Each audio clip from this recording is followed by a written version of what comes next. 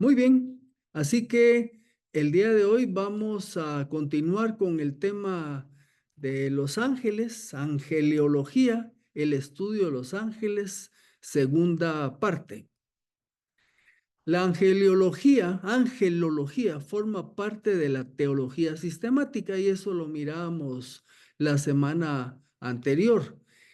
Los distintos autores pueden estructurar los temas de manera similar, aunque con algunas variantes, como veremos por lo menos en dos ejemplos.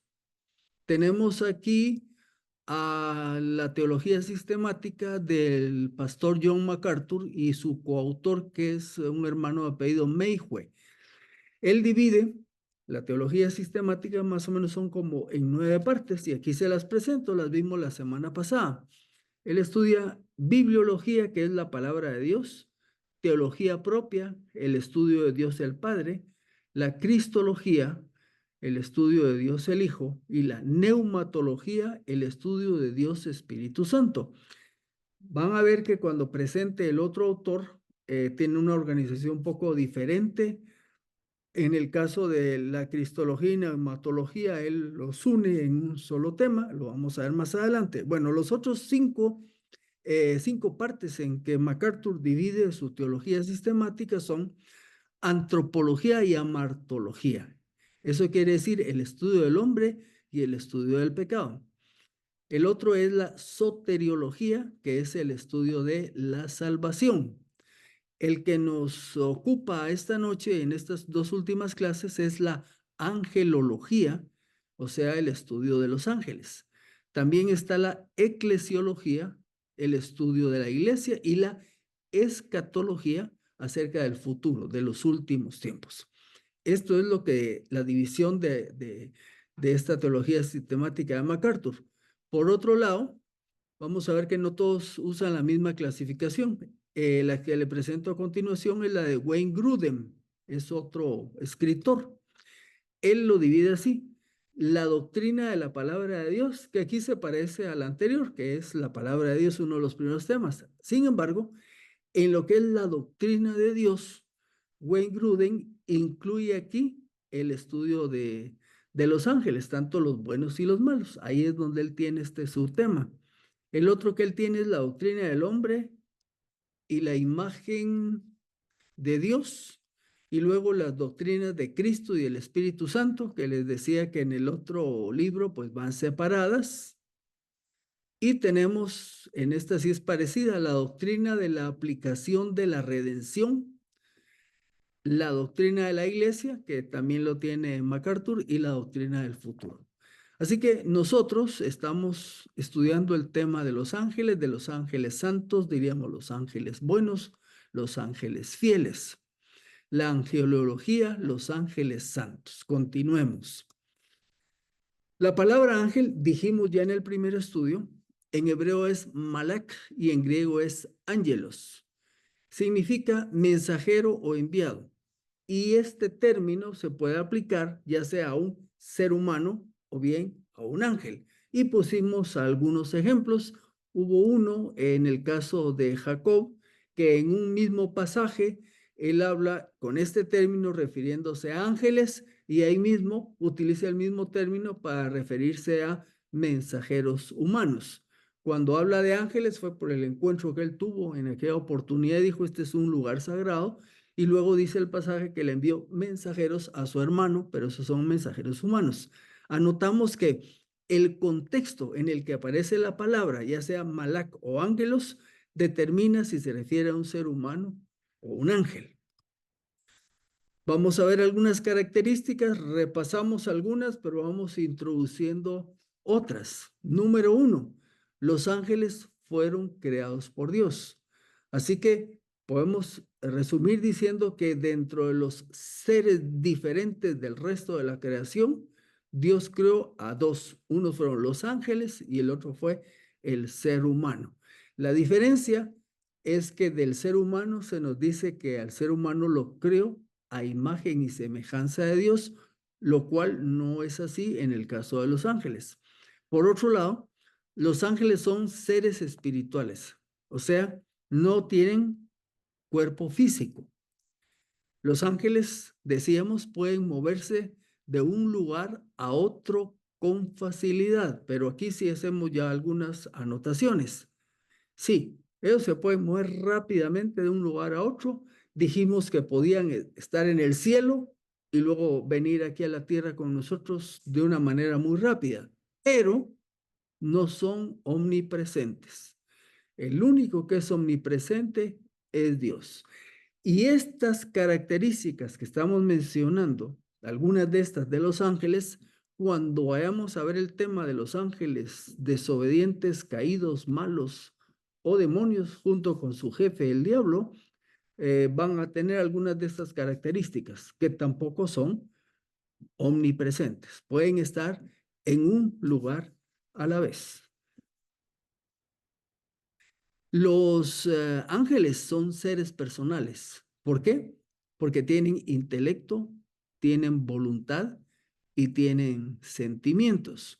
Decíamos que parte de lo que que evidencia su intelecto es cuando tiene aquel encuentro con María, uno de los ángeles, y le habla y le explica los planes de Dios, porque es un ser inteligente. Mencionamos que dentro del aspecto de su voluntad es porque ellos voluntariamente alaban, sirven a Dios.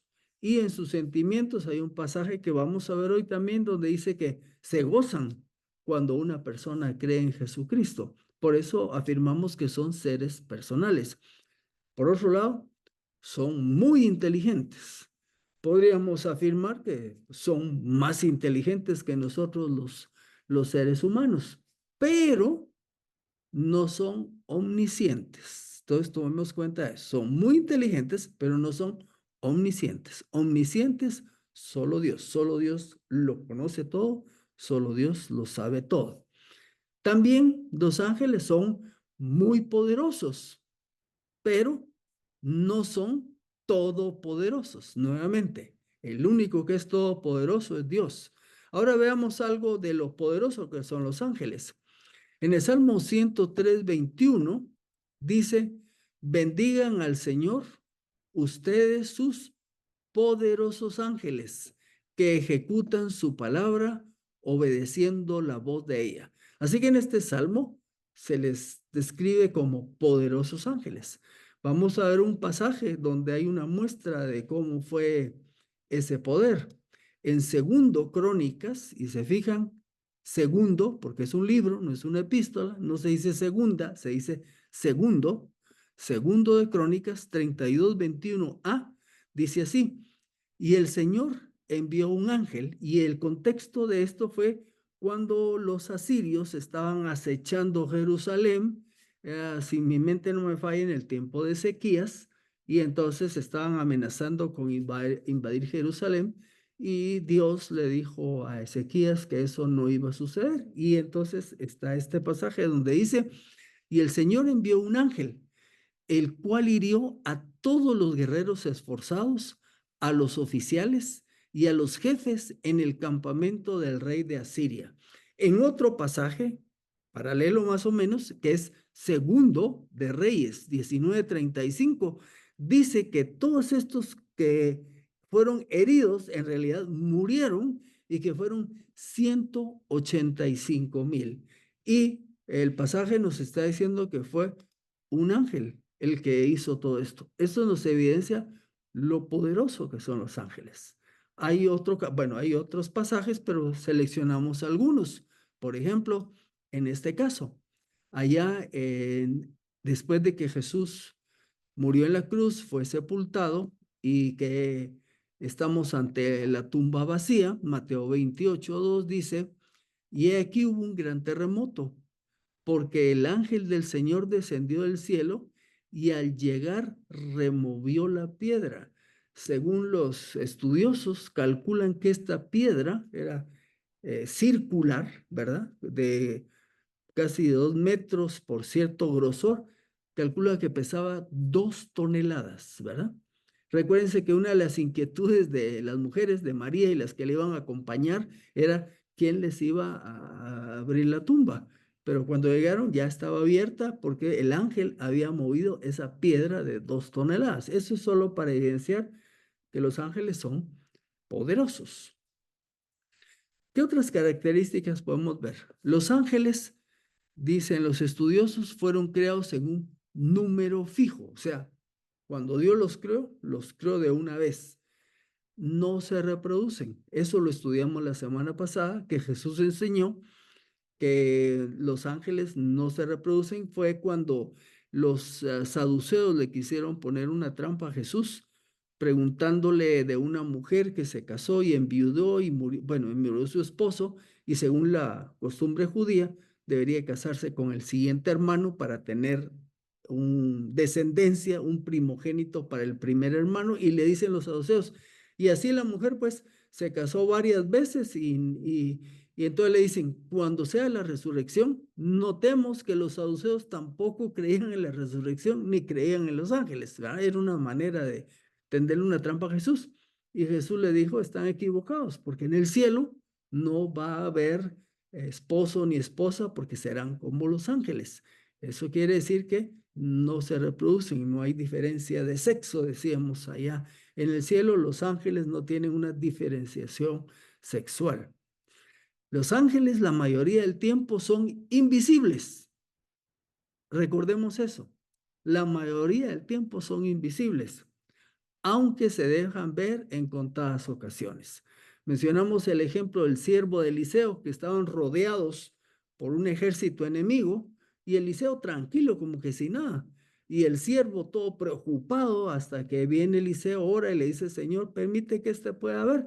Y mira alrededor del ejército invasor, dice que un montón eran ángeles, por supuesto, y de carros de fuego, ¿verdad? Entonces, en esa ocasión, pues pudo verlos. También los que visitaron a Abraham cuando iban camino a Sodoma, dice que llegaron 3 varones y que después se queda uno con él y los otros 2 bajan para ir a rescatar a Lot. Esos eran ángeles que en ese momento fueron visibles. Cuando llega María y las otras mujeres a la tumba de Jesús y se asoman, y ahí ven un par de ángeles, ¿verdad? Que eran unos seres de color blanco y brillantes. Entonces, en algunas ocasiones los ángeles son visibles, pero la mayoría del tiempo no son visibles. Si nos hacemos la pregunta, ¿cuántos ángeles hay? Bueno, vamos a ver un par de pasajes. Deuteronomio 32, 33, 2. Él dijo, el Señor vino de Sinaí y de Seir le resplandeció. Apareció desde los montes de Parán y vino con miriadas de santos. Cuando aquí dice miriadas de santos, santos se está refiriendo a los ángeles. Si voy al diccionario de la lengua española, dice que miriada es una cantidad muy grande e indefinida. Así que cuando dice que vino con miriadas de santos, es una cantidad enorme. Vamos a ver otro pasaje. En Apocalipsis 5:11 está Juan relatando y dice, y miré y oí la voz de muchos ángeles alrededor del trono y de los seres vivientes y de los ancianos. El número de ellos, ahora ponga atención aquí, miriadas de miriadas.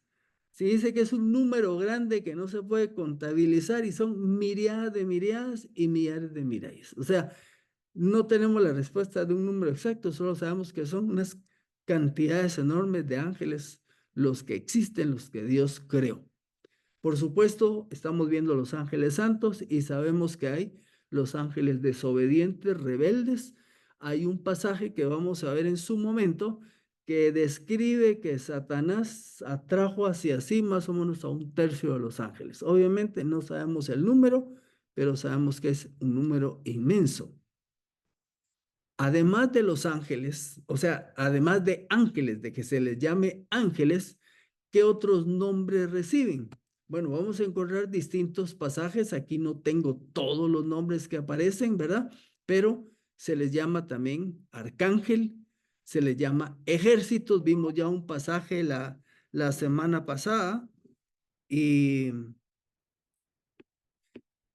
donde se les decía ejércitos, también que se les llama hijos de Dios. También se les llama espíritus ministradores allá en Hebreos. Se les llama también príncipes. Querubines, ¿se recuerdan? Los que están encima del arca en el propiciatorio, y también en otros pasajes aparece este nombre. Voy a confirmarlo, pero se dice que el mismo Satanás era un querubín. A los ángeles también se les llama santos, como vimos en el pasaje que vimos hace un momento, serafines, seres vivientes, etcétera. Hay un montón de distintos nombres con el que se designa a los ángeles. Hay otra pregunta que surge y es, ¿hay rangos entre los ángeles? Bueno, la respuesta es que parece que sí. Aquí solo vamos a ver un ejemplo.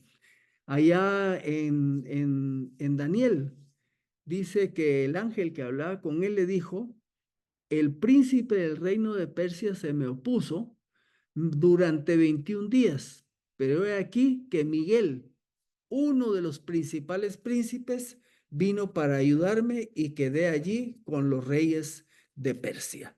O sea, se define a Miguel como uno de los principales príncipes. Y vamos a ver otro pasaje que habla de Miguel con otro tipo de término.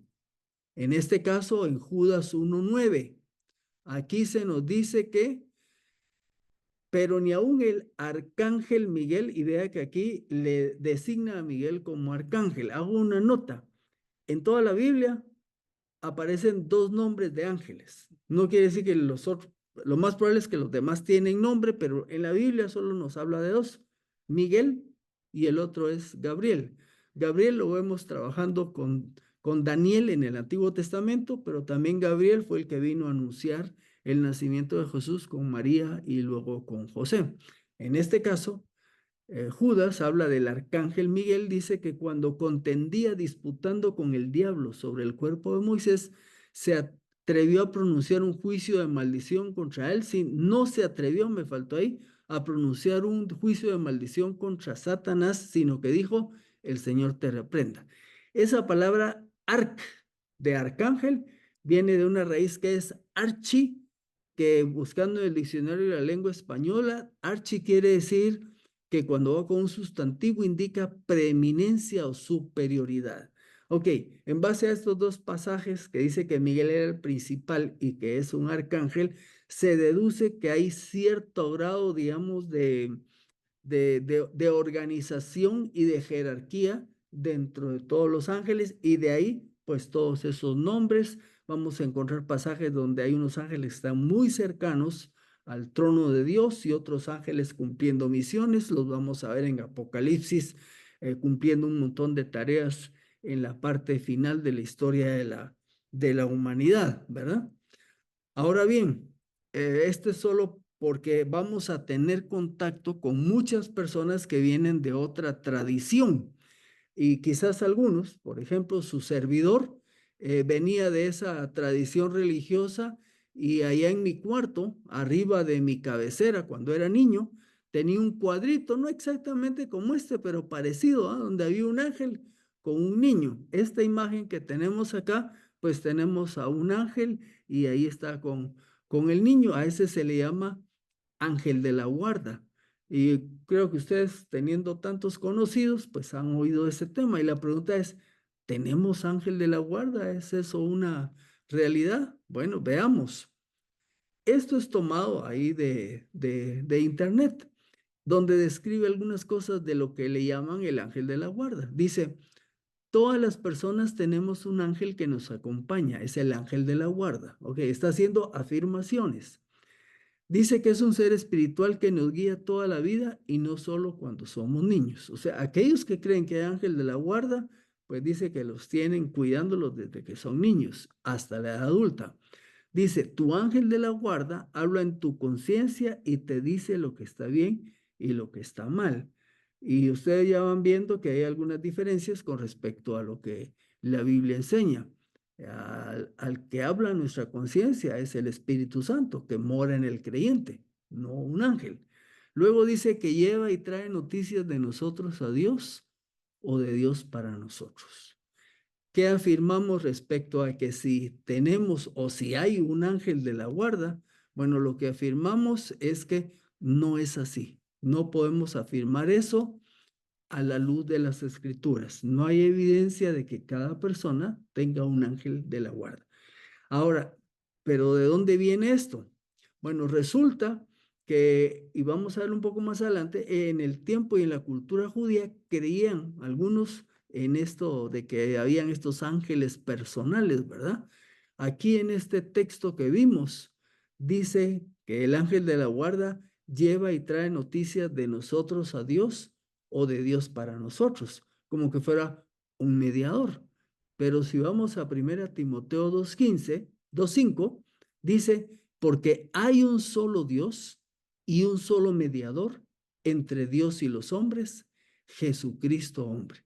O sea, no es posible que haya un ángel que cumpla esa función, porque la Escritura enseña que solo hay un mediador entre Dios y los hombres, Jesucristo hombre. En ese cuadro que les presenté, todo lo que está ahí no tiene sustento bíblico. Por eso esta expresión le ponemos una X y la tachamos. ¿Se puede orar a los ángeles? Aquí les pongo en la parte superior de su pantalla una oración que se les ha enseñado a los niños. Pues no creo que los enseñen a los evangélicos, ¿verdad? Por lo menos en mi casa, mis hijos ni mis nietos, pero no sé, pero sí sé que en otras creencias religiosas enseñan una oración como esta: ángel de mi guardia, hasta va en verso, ángel de mi guardia, dulce compañía, no me desampares ni de noche ni de día, no me dejes solo, que me perdería. ¿Se puede orar a los ángeles? La respuesta es no. Mateo 6:6a y el versículo 9a dice, pero tú cuando ores, entra en tu habitación, cierra la puerta, y eso fue lo que enseñó Jesús, y ora a tu Padre que está en secreto. Más adelante, Jesús sigue enseñando, vosotros pues oraréis así, Padre nuestro que estás en los cielos. Si vamos a hablar nosotros con alguien, es con Dios. De ahí, hablar en el sentido de orar. De ahí no tenemos por qué orar a nadie más que no sea Dios. Obviamente Dios, Padre, Hijo o Espíritu Santo. ¿De dónde pudo haber surgido esta idea del ángel de la guarda? Bueno, ya les comenté que allá los judíos parece ser que tenían algunas de estas creencias, pero algunos han visto este pasaje de Mateo 18:10. Aquí está Jesucristo. Le preguntaron sus discípulos quién era el más importante. Y entonces él trajo a un niño ahí para enseñarles que en realidad no era como es en el mundo, de que hay gente importante y menos importante. Y él enseñó en la sencillez de un niño para ilustrarles esto. Y entonces más adelante, hablando de los creyentes que él los define como pequeños, dice, miren, no tengan en poco a ninguno de estos pequeños, porque les digo que sus ángeles en los cielos siempre ven el rostro de mi Padre que está en los cielos. Entonces algunos interpretaron este pasaje como que cada persona tenía un ángel y fue que le pusieron el ángel de la guarda. Pero les voy a poner el comentario que tiene John MacArthur al respecto. Él dice, sin embargo, ninguno de estos textos, ni ninguno otro en la Biblia, enseña la idea de un ángel individual de la guardia para cada creyente, como enseñaba la tradición judía en la época de Jesús y como mucha gente todavía cree y enseña. Y agrega, en Mateo 18:10, Jesús habla de creyentes y sus ángeles en un sentido colectivo. Estos ángeles, trátese de un grupo definido o de todo el cuerpo de ángeles santos, son responsables del cuidado de los pequeños de Dios, que son los que creen en su Hijo, o sea, todos nosotros. He ahí la explicación de ese pasaje, pero no se refiere a un ángel de la guarda. Bien, hablemos un poco más de la tarea de los ángeles, ¿verdad? Y cómo podemos relacionarnos con ellos. Dice el Salmo 91, habla de la protección divina del creyente. Si usted lee en todo el Salmo, habla de la protección de Dios para los creyentes y en un punto toca el tema de los ángeles en los versículos 11 y 12. Pues a sus ángeles dará órdenes acerca de ti, para que te guarden en todos tus caminos, en sus manos te llevarán, de modo que tu pie no tropiece en piedra. Entonces, en este salmo está expresando que Dios da órdenes a los ángeles para que tengan un cuidado sobre los creyentes según la voluntad de Dios.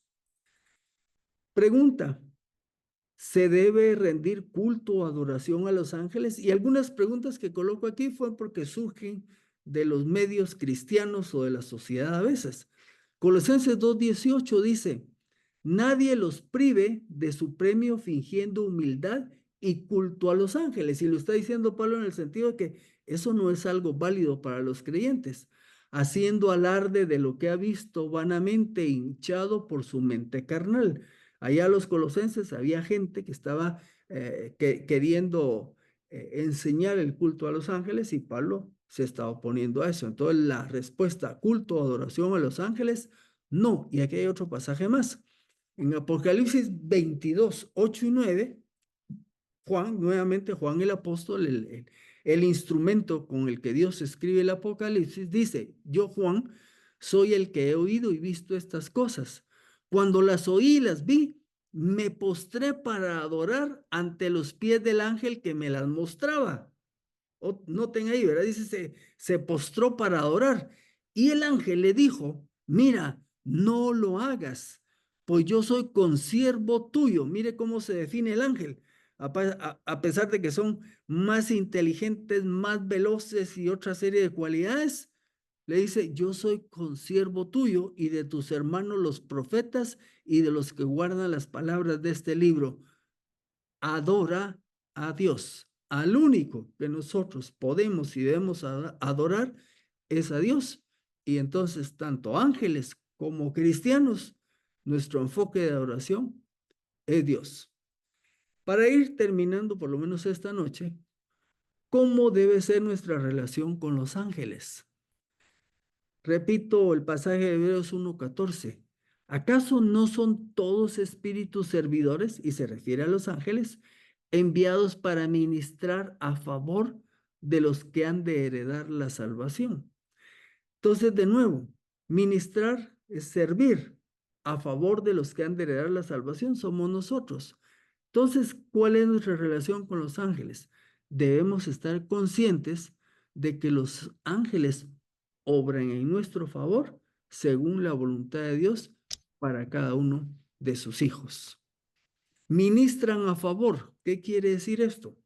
Bueno, dentro de esto está que los ángeles se regocijan por la salvación de los creyentes. En Lucas 15:10, cuando está enseñando la parábola de aquella mujer que perdió una moneda y la encontró y tuvo mucho gozo, luego les dice: les digo que del mismo modo hay gozo delante de los ángeles de Dios por un pecador que se arrepiente. Entonces, el autor de este comentario dice: ese ministrar a favor de los creyentes es gozarse por cada persona que se arrepiente y viene a los pies del Señor. Algo más, les da protección. El Salmo 34:7, que para muchos de ustedes es conocido, dice: el ángel del Señor acampan en derredor de los que le temen y los libra. Otra versión dice: y los guarda, o sea, y los cuida, les da protección. Pero aparte que les da protección, hay algo interesante: no solo los proteges, no solo los protegen, sino que tienen una actividad también, llamémosle, ofensiva. En el Salmo 35, versículos 1 y luego 5 y 6, dice: Salmo de David: contiende, oh Señor, o sea, como quien dice, pelea con los que contienden contra mí, combate a los que me combaten, sean como el tamo ante el viento, la basurita del trigo que se le lleva el viento, y que los acose, note ahí, y que los acose el ángel del Señor, sea su camino tenebroso y resbaladizo, y que les persigue el ángel del Señor. O sea, no solo nos protegen, sino en ocasiones alejan a todo aquello o aquellos que pretendan hacernos daño. Nos cuidan. Salmo 91, 11 y 12, ya lo leímos: pues a sus ángeles dará órdenes acerca de ti para que te guarden en todos tus caminos. En sus manos te llevarán, de modo que tu pie no tropiece en piedra.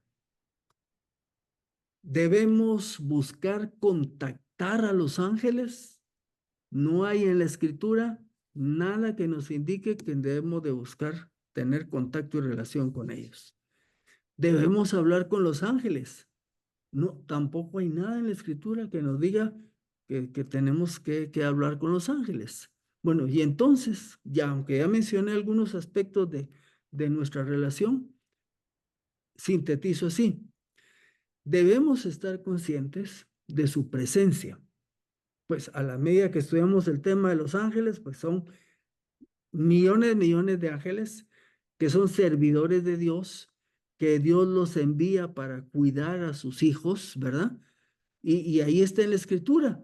Así que por eso digo, debemos estar conscientes. Quizás muchos de nosotros, yo mismo, no estaba tan consciente como ahora que hemos estado estudiando este tema, de su presencia, pero también de su cuidado hacia nosotros. ¿Y qué más sí podemos hacer? Estar agradecidos con Dios por ello.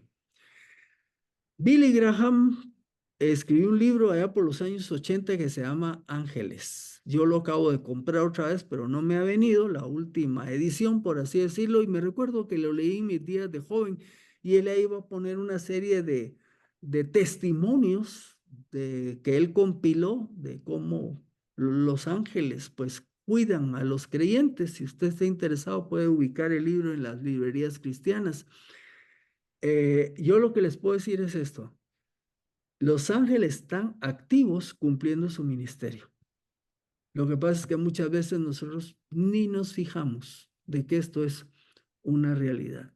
Aquí abajo yo le puse un ejemplo para terminar y puse, entre comillas, ¿verdad? El ministerio de las células de defensa. Algunos, si se recuerdan de los estudios de ciencias naturales o de bachillerato de ciencias biológicas o no, nuestros cuerpos tienen todo un sistema de células que nos defienden de los invasores. Estas son virus, bacterias, hongos y cualquier otra. Esas células ahí están regadas en nuestro cuerpo y tienen distintas categorías y funciones. Unas penetran al invasor, otros lo engloban, unas se lo comen y todo. Y yo les puedo decir algo. ¿Quiénes de ustedes están conscientes de que sus células están haciendo eso por cada uno de nosotros cada día? Pues no vivimos pensando en eso. Pero Dios diseñó el cuerpo así y diseñó todo un sistema dentro de nuestro cuerpo que nos cuida y nos protege. Estemos conscientes de eso o no. Les quiero comentar, células cancerosas se forman en nuestro cuerpo desde que nacemos y este sistema de defensa las destruye. Pero ocasionalmente, cuando nuestro sistema de defensa falla o esas otras crecen demasiado rápido, es que nos enfermamos. Pero ahí están. Ahora, les puse ese ejemplo porque los ángeles son así. Me explico. Dios nos tiene la palabra llena de ejemplos y todo, pero no nos dijo, hablen con ellos, búsquenlos, pídanles algo, nada. Nuestra relación es directa con el Señor a través de Jesucristo por el ministerio del Espíritu Santo. Pero los ángeles están presentes.